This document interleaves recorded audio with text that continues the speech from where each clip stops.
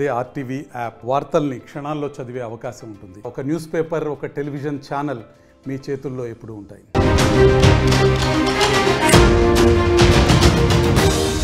Kamareddy triple suicide కి సంబంధించిన అంశంలో ఇంకా కూడా మిస్టరీ కొనసాగుతూనే ఉంది.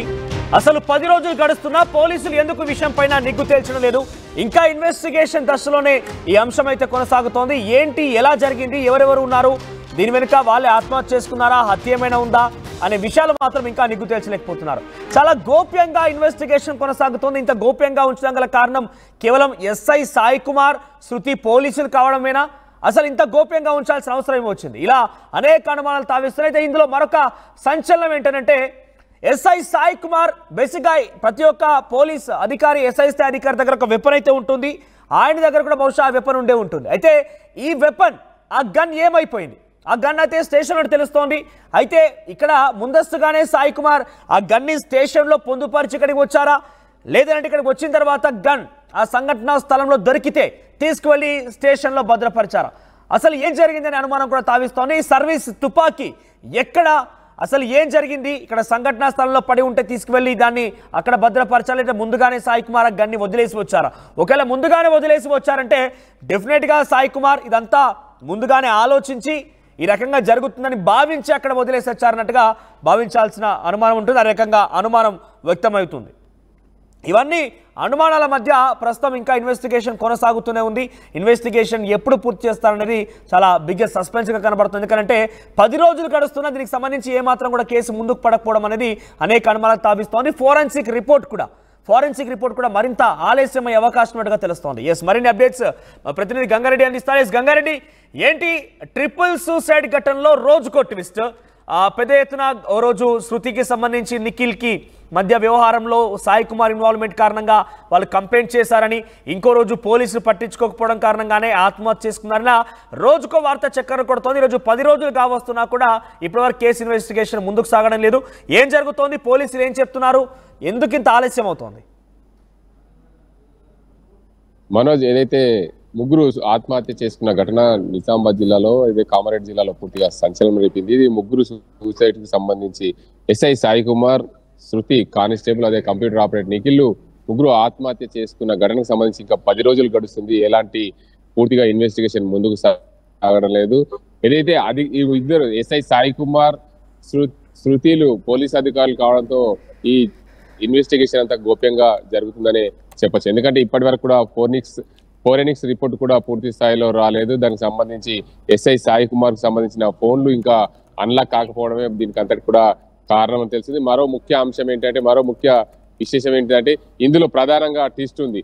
ఏదైతే ఎస్ఐ సాయి కుమార్ కు సంబంధించిన సర్వీస్ రివాల్వర్ అది ఎక్కడ ఉంది? అయితే ఆయన ఇక్కడికి వచ్చే ముందు అక్కడ పోలీస్ స్టేషన్ లో భద్రపరిచారా, లేదా ఆయన ఎంబట తెచ్చుకున్నారా, లేదంటే ఇదంతా గొడవ జరుగుతుందనే ఉద్దేశం మీద ముందే భద్రపరిస్తే ఏమైంది? దీనికి అందరికి సంబంధించి పోలీసులు దీనిలో ఎంక్వైరీ చేయాల్సింది.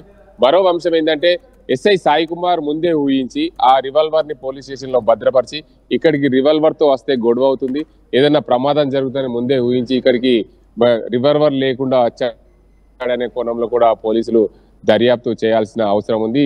లేదంటే ఎస్ఐ సాయి కుమార్ రివాల్వర్ తో ఇక్కడికి వస్తే ఇక్కడ ఘటన స్థలంలో రివాల్వర్ వారికి ఏమైనా దొరికిందా, దాన్ని ఏమైనా స్వాధీనం చేసుకున్నారనే అంశాన్ని కూడా పోలీసులు దర్యాప్తులో తేలాల్సి ఉంది. ఈ మొత్తానికి ఈ ట్రిపుల్ సూసైడ్ కు సంబంధించి చూసుకుంటే కామారెడ్డి జిల్లాలో జరిగిన ఈ సూసైడ్ అంశానికి గతంలో కూడా ఒక సంచలనం జరిగింది. నిఖిల్ కు సంబంధించిన బంధువులు ఆరోపణలు చేశారు. మా నిఖిల్ పోలీసులకు సంప్రదిస్తే ఎక్కడ కూడా పోలీసులు పట్టించుకోలేదు. ఒకవేళ పోలీసులు పట్టించుకొని ఉంటే మా కుమారుడు చనిపోయేవారు కాదు, ముగ్గురు ఆత్మహత్య జరిగేది కాదని చెప్పి ఒక సంచలనం అవుతుంది. ఈ ఘటనలో సంబంధించి రోజుకో ట్విస్ట్ జరుగుతుంది. పోలీసులు పూర్తిగా 10 రోజులు గడుస్తుంది. ఇంకా ఎంక్వైరీ నిగ్గు తేల్చాల్సి ఉంది. పోలీసులు ఎందుకు పట్టించుకోలేనట్టు? అంటే నిఖిల్ కంప్లైంట్ ని ఎందుకు అంత ఈజీగా పక్కన పెట్టారు? కంప్లైంట్ ఇచ్చాడు ఆయన? అంటే మనోజ్, ముఖ్యంగా దీనికి అంతకు సంబంధించి నిఖిల్ మృతి చెందడంతో దీని పోలీసులకు కంప్లైంట్ ఇచ్చాడా లేదా అనేది వారి ఫ్రెండ్స్ దగ్గర చర్చించిన సంగతి తెలిసిన అంశం ఏంటంటే, ముఖ్యంగా నన్ను ఇబ్బంది పెడుతున్నాడు ఎస్ఐ సాయి కుమార్, నేను పోలీసులను ఆశ్రయిస్తాను అని స్నేహితులతో మొరపెట్టుకున్నట్టు తెలిసింది. కానీ ఎక్కడ కూడా నిఖిల్ ఎస్పీ ఆఫీస్కి వెళ్ళి నేను ఫిర్యాదు చేశానని చెప్పి ఎవరితో చెప్పినట్లు దాఖలాలు కనిపించాలి. కానీ మొత్తానికి ఈ విషయం అయితే స్థానిక పోలీసులకు తెలిసింది. పోలీసులు పట్టించుకొని ఉంటే, ఒకవేళ పోలీసులు తెలిసినప్పుడు పోలీసులు పట్టించుకొని ఉంటే ఈ 3 ప్రాణాలు మిగిలేవి అని చెప్తున్నారు. మొత్తానికి పోలీసు ఉద్యోగంలో ఉన్న ఇద్దరు ఎస్ఐ సాయి కుమార్, శృతిలకు పోలీసుల నుండి పారితోషికం వస్తుంది, ఏదైనా లాభం జరుగుతుంది. మా కుమారుడు నిఖిల్ మృతి వల్ల ఎలాంటి మాకు లాభం లేదు. మరోవైపు ఏంటంటే మా కుమారుడు అన్యాయం అయిపోయిన పెళ్లి చేయాల్సిన మా కుమారుడు మృతి చెందడం మా కుటుంబానికి తీరని అన్యాయం జరిగిందని చెప్పి కుటుంబ సభ్యులైతే ఆరోపణలు చేస్తున్నారు. కొత్తగా కన్నీరు మున్నీరుగా ఇప్పటికి కూడా మాకు ప్రభుత్వం నుండి ఎలాంటి సాయం అందే పరిస్థితి లేదు. పోలీస్ కుటుంబాలకు పోలీస్ శాఖ నుండి ఏదైనా ఒక సాయం అందుతుంది, కానీ మా కుమారుడు అన్యాయం అయిపోవడం, పోలీసుల మధ్యలో మా కుమారుడు చనిపోయాడని చెప్పి వాళ్ళు బాధపడుతున్న పరిస్థితి. మొత్తానికైతే ఈ ఘటనకు సంబంధించి 10 రోజులు గడుస్తుంది. పోలీసులు ఈ కేసును ఇంకా మిస్టరీ వీడడం లేదని చెప్పొచ్చు. పోలీసులు ఇన్వెస్టిగేషన్ లో స్లోగా చేస్తున్న పరిస్థితి నెలకొందనే చెప్పొచ్చు. మనోజ్ రైట్ గంగారెడ్డి, సో మొత్తం మీద ఈ ట్రిపుల్ సూసైడ్ కి సంబంధించిన ఘటనలో ఇంకా కూడా అనేక ట్విస్టులు నెలకొంటున్నాయి. ఏకంగా గతంలో నిఖిల్ కంప్లైంట్ చేశారని నిఖిల్ సంబంధించిన వాళ్ళు కానీ నిఖిల్కి సంబంధించిన కొంతమంది వ్యక్తులు చెప్తున్నప్పటికీ పోలీసులు మాత్రం నిఖిల్ దగ్గర నుంచి మాకు ఎటువంటి కంప్లైంట్ రాలేదు, ఎటువంటి పిటిషన్ రాలేదు, ఒకవేళ వచ్చి ఉంటే కనుక ఆ రోజు డిసిజన్ తీసుకునే వాళ్ళం, ఇదంతా కూడా తప్పుడు ప్రచారం అంటూ ఎస్పీ కొట్టేస్తున్నారు. మరోవైపుగా సాయి కుమార్కి సంబంధించిన గన్ కూడా ఆయన ముందుగా ఈ సంఘటన స్థలానికి ఈ యొక్క విషయం కోసం గొడవ కోసం మాట్లాడుకుందామని వచ్చే క్రమంలో ఆ చెరువు దగ్గరికి వచ్చే ముందే గన్ని పోలీస్ స్టేషన్లో భద్రపరిచి వచ్చారా, లేదంటే సంఘటనా స్థలంలో అక్కడ గొడవ జరిగిన తర్వాత గన్ కింద పడిపోతే ఆ గన్ని తీసుకెళ్లి పోలీసు వాళ్ళు అక్కడ భద్రపరిచారా, ఏం జరుగుతోంది? రకరకాల ట్విస్ట్ అయితే నెలకొంటున్నాయి. ఇప్పటివరకు ఫోరెన్సిక్ రిపోర్ట్ రాలేదు, పోలీసులు ఇంకా కూడా ఇన్వెస్టిగేషన్ కొనసాగుతుందని చెప్తున్నారు. ఇంతవరకు ఏం జరిగిందనే విషయం అయితే కొలికి రాలేదు. మరి ఏం జరుగుతుంది? దీని వెనుక పోలీసులే కప్పిపుచ్చే ప్రయత్నం చేస్తున్నారా, పోలీసులే చాలా గోప్యంగా ఉంచుతుంది?